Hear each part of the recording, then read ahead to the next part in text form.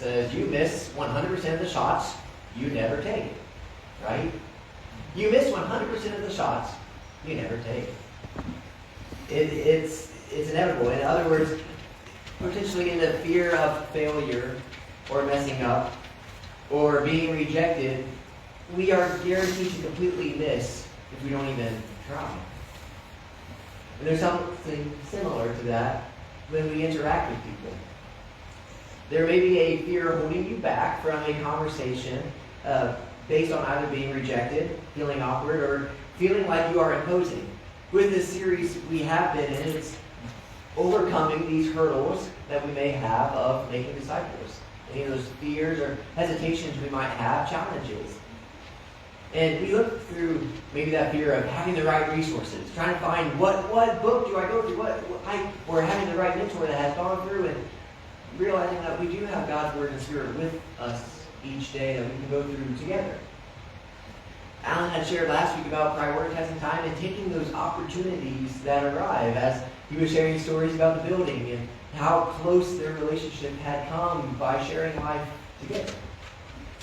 But it did take intentional time spending together. And this week, with this fear of making things awkward or imposing maybe your beliefs on someone. Now remember that phrase, of course, you miss 100% of the shots you never take. This past week I was trying to make a couple calls, and I had called this one family, and they didn't answer. I called again as I was taking my trip around, and there was no answer again. I passed by the house, and as I was going to go visit another house, I said, well, I'll go by that house on my way back through. So I stopped at the other house, they weren't home, and as I was coming back through, I went down that long driveway toward that house, and for a moment of hesitation, I'd rather call before I arrive. It's just what I prefer to do. But since I didn't get to call them, and technically I didn't get to talk to them, I hesitated halfway through the drive. I put it in reverse, and I realized if I go ahead and I put it in reverse, I really am shutting out any opportunity that I have with them. I don't know what they might say when I knock on the door. They say, well, what are you doing here? We're not prepared, or whatever happened. But if I would turn around, I would 100% shut down the opportunity to even have a conversation with them. Last week as well, I was at the coffee shop and I saw one of my old friends there, and over the past couple of years, one of his family members Sammy and I have felt like we've been pushed off. We've said hi or whatever, and as if we're not even there. That's been happening for a couple of years, and I've been left asking, what has happened? What happened between us? I don't know if now the rest of the family feels that way about maybe Sammy and I. I don't know. What has happened between us? But before leaving, I'm thankful that I still wanted to at least go over, break through that hesitation, and just ask, how are you doing?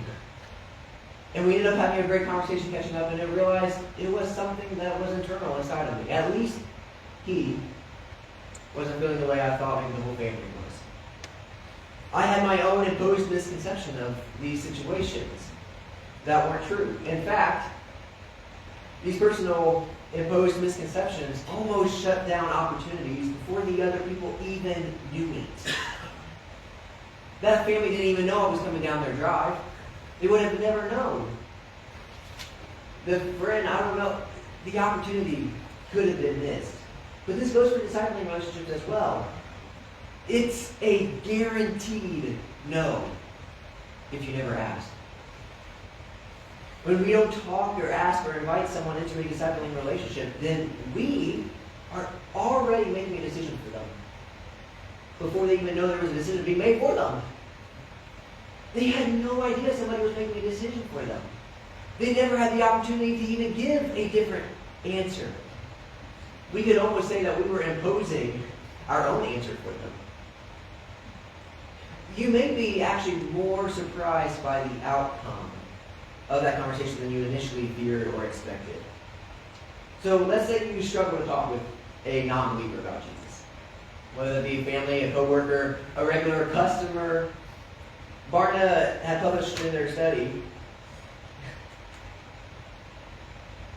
Growing Together, that we've been going through, that many Christians see the topic of faith as off limits in their relationships with non-Christians. In fact, 1 in 4 Christians say that they are afraid. 1 in 4 are afraid to have spiritual conversations with people who aren't Christians. Additionally, each of those 5 Christians struggle to know how to relate to people outside their faith.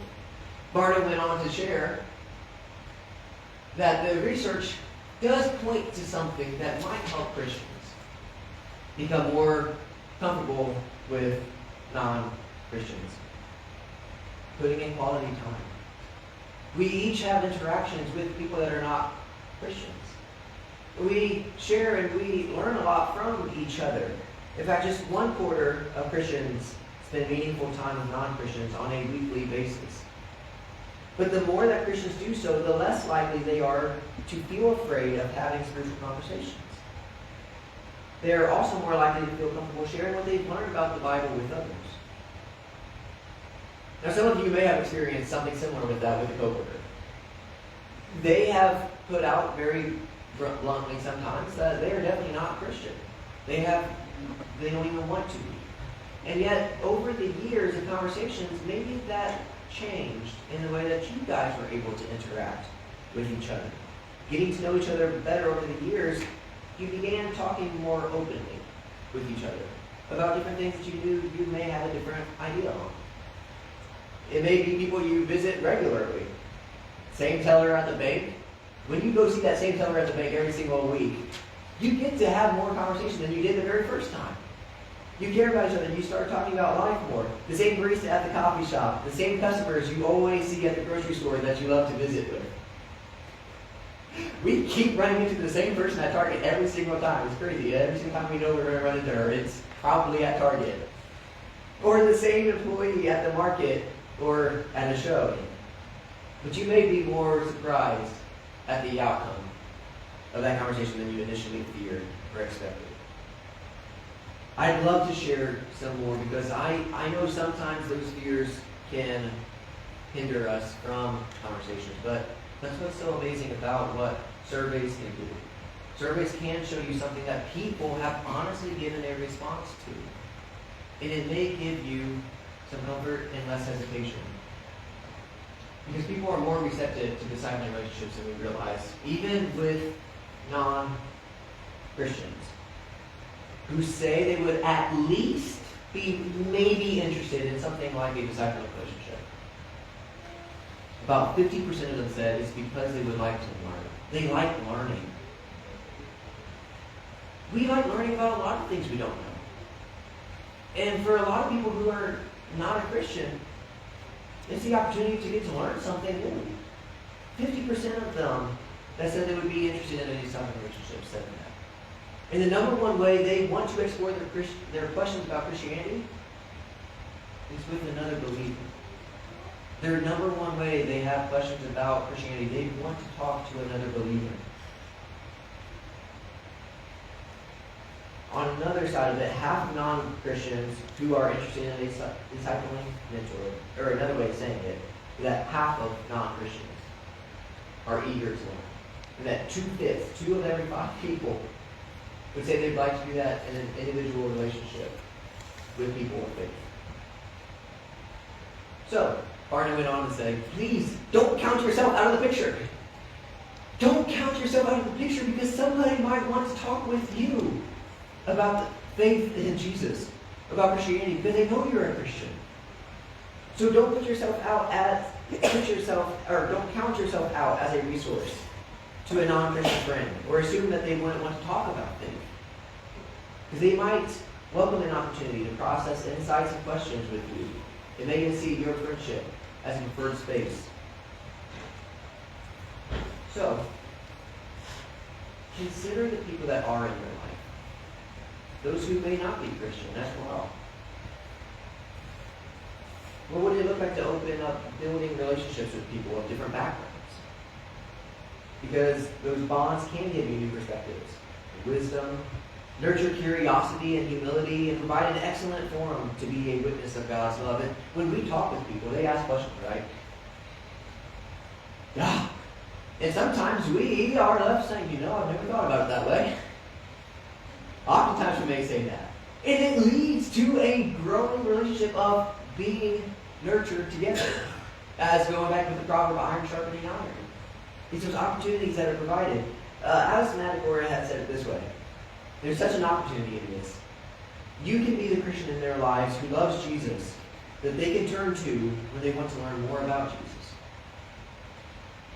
And overall, people who would be interested in any kind of discipling relationship, Christian, non-Christian, however, the majority of the time is people who are optimistic for change, who are accountability driven, relationally motivated, on growth minded, also tend to be open to being or having a discipleship mentor.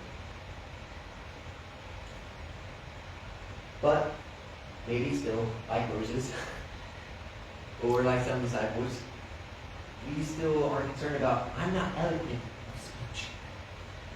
To know the right answers, to know how to phrase it, or maybe I might say it wrong and then it would be even worse. Right?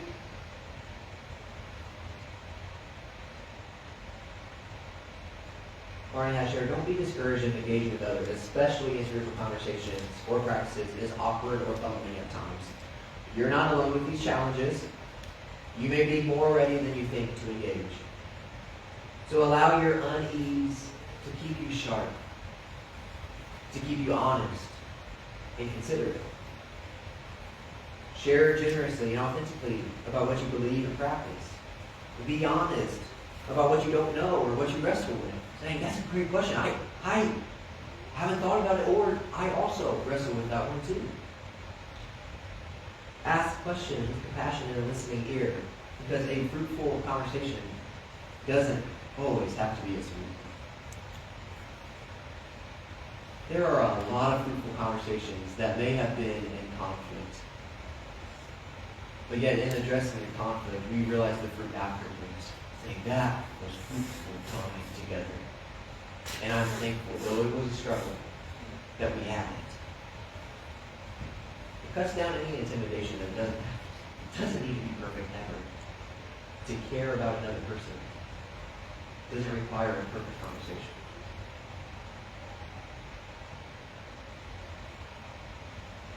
Instead, Barnett said, see relational differences as opportunities to build bridges, not borders. And actually, these hesitations are more normal than you realize. Between generations, one generation trying to talk to another generation, between cultures trying to talk to another culture, between a faith talking to another faith. Those hesitations are very real. And in fact, the sense of awkwardness in generational, cross-cultural, or cross-religious relationships grows with proximity and practice. Guys, I want you to realize that as you are discipling people, that sense of awkwardness may never go away. In fact, it may grow. Because the more you get to know people, the more you realize what's going on in their lives, or what other people may have in their lives. An example from the study. Older generations had lower hesitations to sharing their faith with somebody. A younger generational person had hesitations.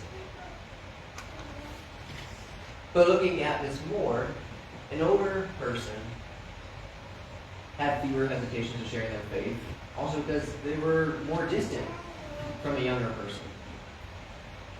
They didn't know what younger people were dealing with. So there was no hesitation of what they might say, what the pushback might be, what the challenge might be. So I have no problem sharing my faith. But people who are closely connected with the people they're relating to often knows what some pushback might be. I remember with one of the youth students, I personally knew of his personal experiences with a specific church in his past. And I knew that just getting to have him at Open Gym that we've been able to get to know throughout the years has been incredible. But I knew his hesitations to being at a Sunday gathering from what he had previously experienced. So for me, I know that part of discipling with him is our conversations and our relationships we have at Open Gym. And I'm grateful for that. For every single opportunity, instead of it being a border, it's an opportunity. And so as you come closer and closer with people, you may understand some hesitations and pushbacks they may have. That may never go away. But being engaged, well, again, you've been reading it there. The struggle to engage isn't overcome by being in a relationship. It's often part of being in a relationship. So overall, if we look at this real quick, 1 of every 4 Christians struggles to engage with people from other cultures, other generations, or other faiths. If you find that you hesitate with that, you're not alone. That's what that's supposed to share with you. Secondly, the likelihood of acknowledging the difficult, actually, that's not secondly, I think it goes with it. The likelihood of acknowledging the difficulty of connecting across differences actually increases for people who experience regular and diverse community. About 1/3 of Christians who are engaged in discipleship community feels this way. What? It increased? 1 in 4 hesitated in engaging, and then 1 in 3 actually feel that awkwardness while in a disciple relationship. So, I'm telling you, it may never go away. But that's part of that relationship. To take the opportunities in faith of what God may do. People may be more receptive than you initially expect. And the sense of struggling or awkward moments comes with knowing people.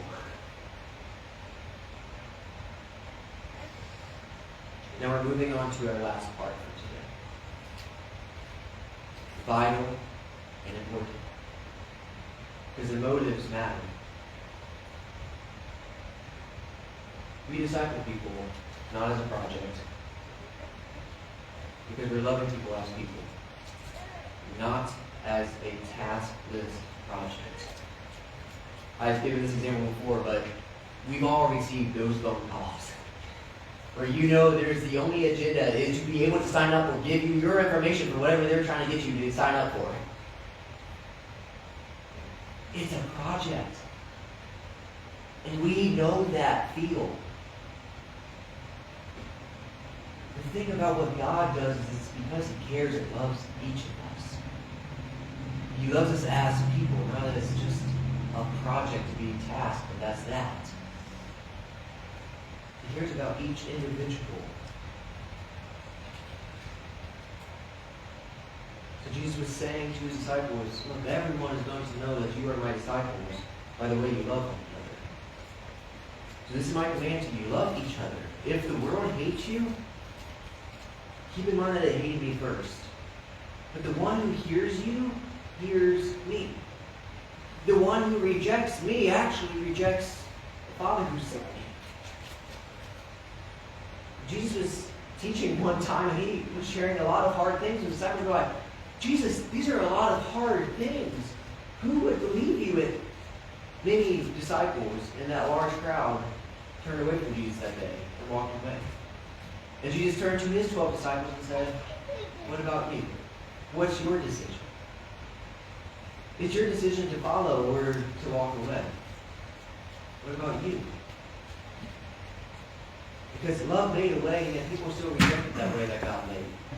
God so loved the world that He gave His one and only Son, so that whoever believes in Him shall not perish, but have eternal life.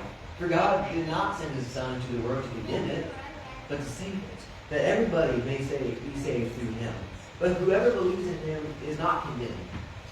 But whoever does not believe in Him stands condemned already, because they did not believe in the name of God, of God's one and only Son. They rejected the way that God gave. So in the end, we still personally make the decision to follow Jesus or not. We cannot force anyone into a discipling relationship. And even many of those disciples of Jesus that had left, he didn't turn around and say, wait. Okay, let me change the teaching. I'm sorry. I become back. I need you here. We need to be discipling. That's not what he did. They made a decision. And yet, that love for them still did not change. That's so key. Healthy relationships aren't forced. There is no agenda other than to love well and point each other to Jesus.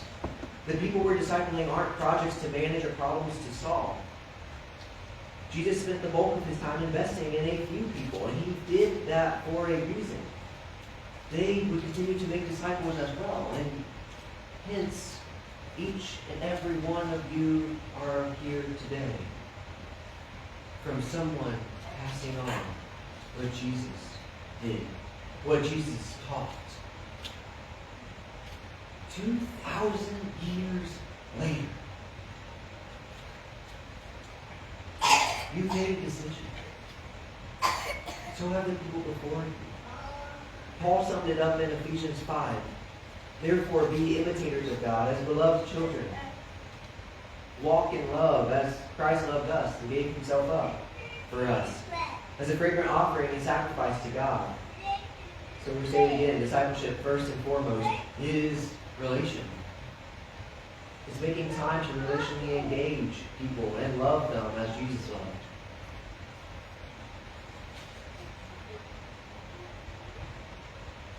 Let me share it one other way. As we wrap up this hurdle of feeling like you're imposing on somebody, that you may feel awkward at some point, we realize that instead of imposing as if you're forcing someone to believe one thing or to do something, we're actually asking them and inviting them into a relationship, into this discipling relationship. It might go like this. I'm going through the Bible, and a couple of us other guys are going through the Bible together to see what God has shared with us through it, who Jesus is.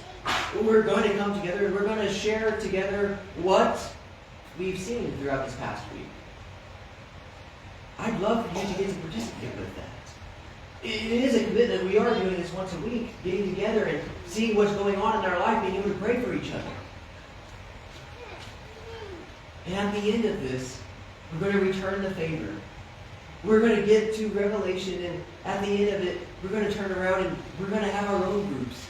We're going to do that same thing with other people, making disciples, as Jesus has shared us to do. Would you like to be a part of that? Now, I want you to seriously, prayerfully consider that. It is going to be a commitment. But this is an invitation for that person to decide to say yes or no.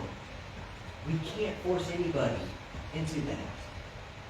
They're making their own decision once we give them the opportunity to make it. This is a welcome, mutual, discipling relationship between all people involved.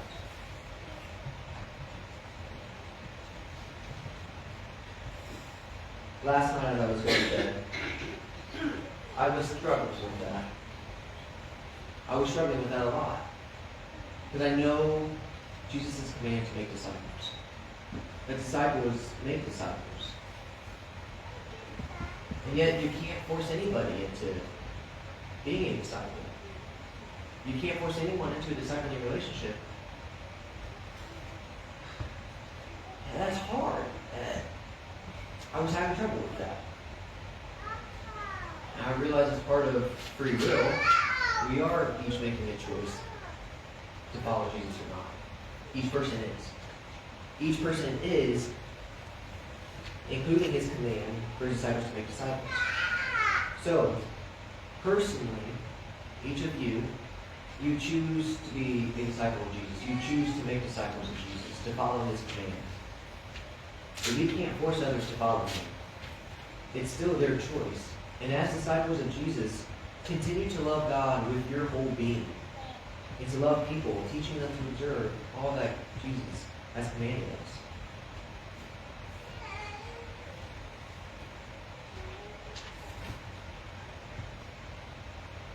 I would ask you right now, next month, would you be committed into a discipling relationship with someone?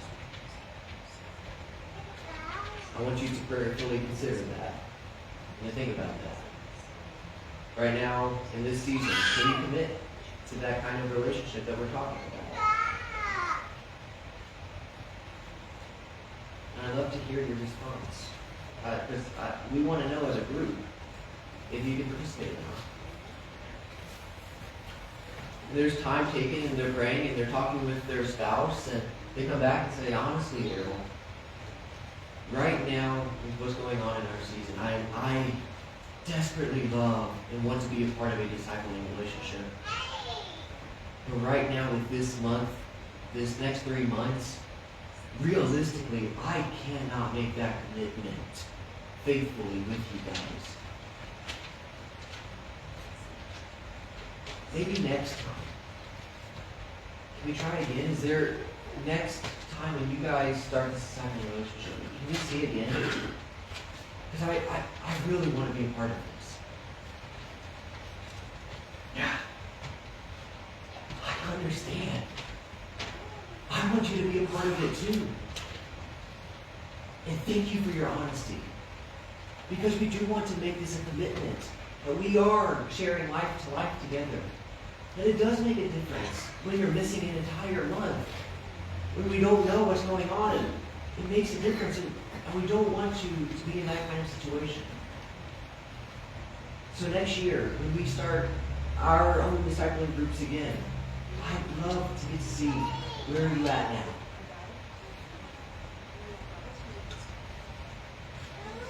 Be part of each other's life, loving them in the way that God loves them, in their season they are at right now. Remember we had said discipling is not a one-size-fits-all. How do we continue to be in a discipling relationship, even if it's not in the kind of commitment that we are taking right now? How are we still loving people in that season, in their season? Because they also may need that support from us. To being that loving friend. As far as non-Christians who are maybe interested or not interested in a discipling mentor, actually 54% said it sounds like a big-time commitment. 47% said they are not comfortable with being that vulnerable with someone else. And almost half, 44%, believe that they may be ready in the future. 44% of non-Christians who said they might or may not be interested in a discipling relationship said they might be interested in a discipling relationship in the future. Do not shut that door or give up hope, saying that's that. How are we continuing to love them even if we are not in that kind of committed discipling relationship right now? To be in a relationship with anyone is to accept the reality that things may feel weird and vulnerable at times. And this reality only intensifies if we risk putting ourselves and our beliefs out there. But we have to remember, there are people around us who want to learn about Jesus and Christianity. Who will tell them? Who will help them grow? Remember earlier we said people who would be interested at all go to people they know who are Christians. If anything is worth putting yourself out there for, it's that some may know, come to know and love Jesus and be transformed by His amazing grace. So as Paul ends, and I'm sharing with you, my prayer for each of us, as we are discipling our children, as we are discipling our grandchildren, as we are discipling friends, as we are discipling co-workers, family, as we are discipling, even and caring about people we interact with on a regular basis. The bank, the store, however it may be. Be imitators of God as beloved children. God loves you deeply. He always has and always will. And it goes for the people around us. So walk in that love as Christ loved. He gave himself up for us, which was a fragrant offering and sacrifice for God. Let's pray.